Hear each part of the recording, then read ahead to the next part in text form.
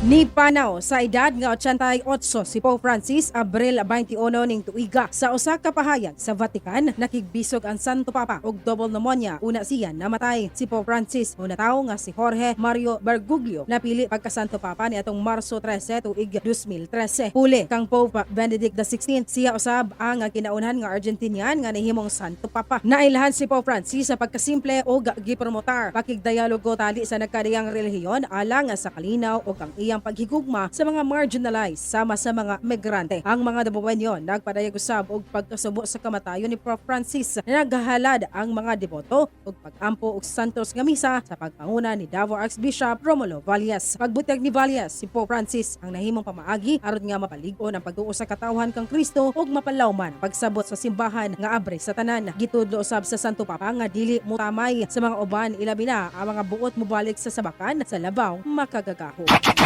Napili nga mahimbagong Santo Papa sa Romano Katoliko si Pope Leo XIV huli sa nipanaw nga si Pope Francis. Atol sa ikaduhang adlaw sa conclave gipagawas ang puti nga aso sa Chimenea sa Sistine Chapel ug nagpasabot nga dunay napuli nga bagong Santo Papa. Kini si Cardinal Robert Francis Prevost, 69 anyos, kinsa dadon ang pangalang Pope Leo XIV. Siya ang ika-267 nga Santo Papa sa simbahang Katoliko ug ang kinaunang Santo Papa gikan sa Estados Unidos. Sa pahayag nga gipagawa sa San Pedro Cathedral sa Davao City, malipayon nilang gidawat ang pagpili kang Pope Leo XIV nga mahimong bagong leader sa simbahang Romano Katoliko ug mahimong bagong panahon sa simbahan. Malaumon ang mga deboto nga pangunahan sa Santo Papa ang pagpromotar sa pagtuo, paglaom ug paghigugma. Samtang giyawag ang katawhan nga padayok iampo si Pope Leo XIV nga dadon niya ang katawhan paduol kang Kristo ug ang iyang papacy mahimong inspirasyon sa mga Katoliko sa kalibutan.